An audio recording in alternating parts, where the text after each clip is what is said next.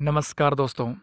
इस वीडियो में बात करने वाले हैं क्या होता है महाभियोग, किसके खिलाफ लाया जाता है, क्या क्या इसका पूरा प्रोसीजर होता है। वीडियो के अंत तक आपको बने रहना है क्योंकि इस वीडियो के माध्यम से आप बहुत कुछ सीखने वाले हैं और यहाँ से आपको मैं जो भी कंटेंट करवाने वाला हूँ वो डायरेक्ट आपके एग्ज़ाम के अंदर पूछा जाता है। तो आइए वीडियो को स्टार्ट करते हैं। भारत के संविधान ने देश का हेड या फिर हम कह सकते हैं राष्ट्र का हेड भारत के राष्ट्रपति को माना है और संविधान के द्वारा देश का हेड होने के नाते भारत के राष्ट्रपति को बहुत सारे काम सौंप रखे हैं जिनका प्रयोग वो समय समय पर करते हैं। भारत के राष्ट्रपति की बात करते हैं तो उनका कार्यकाल 5 वर्ष के लिए होता है और चुनाव की बात करें तो अप्रत्यक्ष प्रणाली के द्वारा। यहाँ अप्रत्यक्ष प्रणाली का मतलब है कि देश की जनता के द्वारा चुने हुए प्रतिनिधि जिनको आप सांसद यानी कि एमपीज, विधायक यानी कि एमएलएज के नाम से जानते हैं, उनके द्वारा किया जाता है। उसके बाद जानने का प्रयास करते हैं कि इस महाभियोग शब्द का अर्थ क्या है। इसका मतलब होता है हटाना और भारत के संविधान ने महाभियोग शब्द का प्रयोग सिर्फ और सिर्फ भारत के राष्ट्रपति के लिए किया है। तो यहाँ से एक बात स्पष्ट निकल के आती है कि बात की जा रही है कि भारत के राष्ट्रपति को पद से कैसे हटाया जाए। तो हटाने की बात करता है महाभियोग प्रक्रिया। आइए विस्तार से पढ़ने का प्रयास करते हैं। दोस्तों, भारत के संविधान ने आर्टिकल नंबर 61 के अंदर राष्ट्रपति पर महाभियोग की प्रक्रिया की बात कर रखी है। यहाँ महाभियोग की प्रक्रिया को इंग्लिश में इम्पीचमेंट प्रोसेस बोलते हैं। आर्टिकल वेरी वेरी इंपॉर्टेंट है, आपको पढ़ना है, याद करना है। Article number 61 which is related to impeachment process on president, यानी कि राष्ट्रपति को उनके पद से कैसे हटाया जाए। क्योंकि हम जानते हैं कि भारत के राष्ट्रपति का कार्यकाल 5 साल के लिए होता है और हटाने का मतलब ये है कि कार्यकाल के दौरान उनको पद से हटाना। तो हटाने की बात आप जब भी करते हैं तो कुछ ना कुछ बेस तो होगा कि किस आधार पे, किस बेस पे राष्ट्रपति को उनके पद से हटाया जाएगा। तो बेस होता है संविधान का अतिक्रमण करने पर, यानी कि वोलेशन ऑफ कॉन्स्टिट्यूशन। इसका मतलब ये हुआ कि जो भी काम राष्ट्रपति को संविधान ने सौंप रखे हैं, यदि उनके अनुकूल राष्ट्रपति काम ना करे या फिर संविधान के रूल्स का वोलेशन करे। क्योंकि एक बात तो हम सभी लोग जानते हैं कि भारत का संविधान भारत का सर्वोच्च कानून है, यानी कि सुप्रीम लॉ ऑफ कंट्री है। इससे ऊपर भारत में कोई भी कानून नहीं बना है। तो यदि सरकार की बात करते हैं या फिर संविधान ने जो कर्तव्य सौंप रखे हैं किसी व्यक्ति को, वो व्यक्ति उन कर्तव्यों को संविधान के रूल्स के अकॉर्डिंग ना करे या फिर संविधान के रूल्स को फॉलो ना करे, तो हम कह सकते हैं कि उस व्यक्ति ने संविधान के रूल्स का वोलेशन किया है। तो बस यही बेस होता है राष्ट्रपति को पद से हटाने का। क्या पढ़ा? संविधान का अतिक्रमण करने पर, यानी कि यदि राष्ट्रपति साहब संविधान के रूल्स को फॉलो नहीं करते हैं तो इस बेस पे राष्ट्रपति को उनके पद से हटाया जा सकता है। अब जो हटाने की बात है, जो इम्पीचमेंट प्रोसेस हम पढ़ रहे हैं, इसका बेस यानी कि इसका स्रोत क्या है, इसका सोर्स क्या है। तो सोर्स की बात करें यूएसए रहेगा, यूनाइटेड स्टेट्स ऑफ अमेरिका। यानी कि महाभियोग का प्रस्ताव कैसे आएगा, कैसे राष्ट्रपति को पद से हटाया जाएगा, ये जो आपका पूरा प्रोसीजर हम पढ़ रहे हैं, ये कंसेप्ट हमने कहाँ से उठाया है? यूएसए के संविधान से उठाया है। उसके बाद बात करते हैं कि हटाने की पावर किसके पास होती है। तो हमारे देश की पार्लियामेंट यानी कि संसद के पास में ये पावर होती है। वैसे तो संसद आपकी दोनों हाउसेज यानी कि लोकसभा और राज्यसभा से मिलके बनती है, लेकिन साथ में राष्ट्रपति भी इंक्लूड होते हैं। यानी कि जब भी कानून बनते हैं तो अक्सर हम सुनते हैं कि पार्लियामेंट ने कानून को बनाया।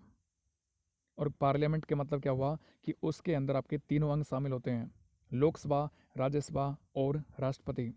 लेकिन यहाँ हम राष्ट्रपति की बात कर रहे हैं कि उनको पद से हटाना है, तो कौन हटाएगा? पार्लियामेंट हटाती है। यानी कि सिर्फ लोकसभा और राज्यसभा आपको माइंड में रखना है। अब सवाल ये उठता है कि सर यदि राष्ट्रपति को उनके पद से हटाना है तो कोई ना कोई बिल तो आएगा और इस बिल को बोलेंगे आपा महाभियोग का विधेयक। विधेयक को आपा बिल भी बोलते हैं। तो सवाल फिर ये उठता है कि सर आपने तो बताया कि संसद के दो हाउस हैं, लोकसभा और राज्यसभा, तो फिर सबसे पहले किस हाउस के अंदर ये बिल को लाया जाएगा? तो इसका राइट आंसर है कि संसद के किसी भी सदन में लाया जा सकता है। यानी कि जो भी राष्ट्रपति को हटाने से संबंधित जो भी बिल रहेगा, उस बिल को लोकसभा में भी ला सकते हैं या फिर राज्यसभा में भी पहले ला सकते हैं। इनिशिएट की बात कर रहे हैं कि पहल किस सदन के द्वारा की जाएगी, तो पहल आपका लोकसभा भी कर सकता है और राज्यसभा भी कर सकता है। लेकिन कंडीशन क्या है, इसको जानने का प्रयास करते हैं। हम मान के चलते हैं कि बिल आपका लोकसभा में इंट्रोड्यूस किया गया, यानी कि राष्ट्रपति को हटाने से संबंधित जो बिल है, जिसको आप महाभियोग का बिल बोल रहे हैं, वो लोकसभा में इंट्रोड्यूस किया गया। यानी पहल किसने की? सर पहल तो लोकसभा ने की। तो फिर क्या, कैसे प्रोसीजर रहेगा ये? तो सबसे पहले लोकसभा की कुल स्ट्रेंथ का जो वर्तमान में 543 एमपीज है, इनका 1/4 सदस्य के द्वारा पहल की जाएगी। ऐसा नहीं होगा कि कोई एक एमपी बोल दे कि भाई मैं तो चाहता हूँ कि राष्ट्रपति के खिलाफ में महाभियोग का प्रस्ताव लाना या फिर बिल लेके आना, तो ऐसा नहीं चलेगा। यानी पहल आपका चाहे कोई सा सदन करे, लोकसभा करे, राज्यसभा करे, उस सदन की कुल संख्या का 1/4 सदस्य यदि पहल करते हैं, इनिशिएट करते हैं, साइन करके बिल को लेके आते हैं, तभी पहल मानी जाएगी, तभी प्रस्ताव सदन के अंदर रखा जाएगा। जो कोई भी सदन आपका पहल करेगा, प्रस्ताव लेके आएगा राष्ट्रपति को हटाने से संबंधित, तो उसके 14 दिन पहले राष्ट्रपति को पूर्व सूचना देनी पड़ती है। यानी 2 सप्ताह पहले राष्ट्रपति को बताया जाएगा कि भाई आपके खिलाफ हम क्या करने जा रहे हैं, एक महाभियोग का विधेयक लाने जा रहे हैं आपको पद से हटाने का, और बेस आपका ये रहेगा, ताकि राष्ट्रपति को भी अपने पक्ष में कुछ बोलने की इजाज़त मिले, या फिर यदि राष्ट्रपति अपने पक्ष में कुछ बोलना चाहे तो बोल सकते हैं। तो इसलिए उनको 14 दिन का टाइम दिया जाता है। उसके बाद में क्या प्रोसीजर रहेगा? तो यदि किसी भी महाभियोग के विधेयक को किसी भी सदन के अंदर लाया जाता है, तो लाने के बाद में 2/3 बहुमत के द्वारा, जिसको आप विशेष बहुमत बोलते हैं, यानी कि सदन की कुल संख्या का 2/3 हिस्सा यदि उस बिल को पास कर दे, तो हम मान लेंगे कि उस सदन ने उस बिल को पास कर दिया है। उसके बाद में लोकसभा से बिल पास हो जाएगा, तो बिल कहाँ जाएगा? राज्यसभा के अंदर जाएगा। इस राज्यसभा में सबसे पहले जांच समिति बिठाई जाएगी, जो जांच करेगी कि भाई ये जो प्रस्ताव लाया गया है राष्ट्रपति के खिलाफ में, क्या ये सही है या फिर गलत है। यदि जांच सही पाई जाती है और राज्यसभा भी इस बिल को 2/3 बहुमत से, यानी कि विशेष बहुमत से पास कर दे, तो बिल आपका लोकसभा से भी पास हो जाएगा और बिल आपका राज्यसभा से भी पास हो जाएगा। तो राष्ट्रपति को अपना पद छोड़ना पड़ेगा। तो सिंपल सी बात यह है कि यदि राष्ट्रपति को उनके पद से हटाना है, तो संसद का कोई भी हाउस पहल कर सकता है, यानी कि महाभियोग का विधेयक ला सकता है, और पहल करने के लिए उस सदन की कुल संख्या का 1/4 सदस्य साइन करेंगे तो पहल मानी जाएगी। और पहल करने से पहले 14 दिन पहले राष्ट्रपति को पूर्व सूचना देनी पड़ती है कि आपके खिलाफ हम महाभियोग का प्रस्ताव लाने जा रहे हैं, ताकि राष्ट्रपति साहब भी अपने पक्ष में कुछ बोल सके। उसके बाद में उस पर्टिकुलर हाउस से बिल आपका विशेष बहुमत से, यानी कि 2/3 बहुमत से पास होगा, और पास होने के बाद में जाएगा नेक्स्ट हाउस के अंदर। अगला हाउस में जांच समिति बैठेगी, जांच करेगी, जांच सही पाई जाती है तो अगला हाउस भी यदि उस बिल को विशेष बहुमत से पास कर दे, 2/3 बहुमत से पास कर दे, तो दोनों हाउसेज से बिल पास हो जाएगा, राष्ट्रपति को अपना पद छोड़ना पड़ जाएगा। अब सवाल यहाँ उठता है कि सर संसद के दोनों हाउसेज के कौन कौन से सदस्य पार्टिसिपेट करते हैं?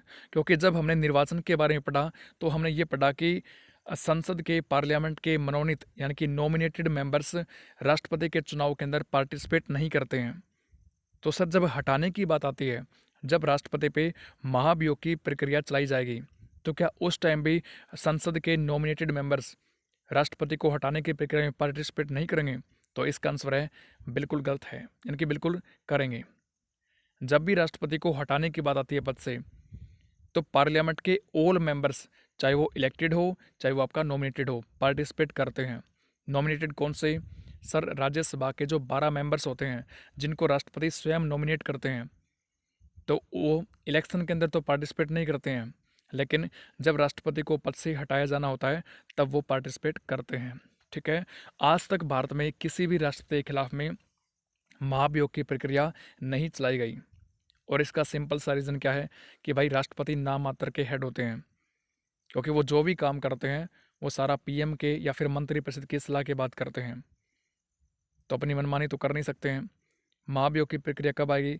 जब राष्ट्रपति अपनी मनमानी से काम करें, रूल्स को फॉलो ना करें, उस कंडीशन में। लेकिन ऐसा तो होता नहीं है, प्रैक्टिकली देखते हैं अपन। तो इस कारण से आज तक भारत में किसी भी राष्ट्रपति के खिलाफ में महाभियोग की प्रक्रिया नहीं चलाई गई। तो ये था हमारा पूरा पूर्व कंसेप्ट। आशा करता हूँ आपको अच्छे से समझ आया होगा। समझ आया है तो वीडियो को लाइक करें, चैनल को यदि सब्सक्राइब नहीं किया है तो सब्सक्राइब कर लीजिएगा।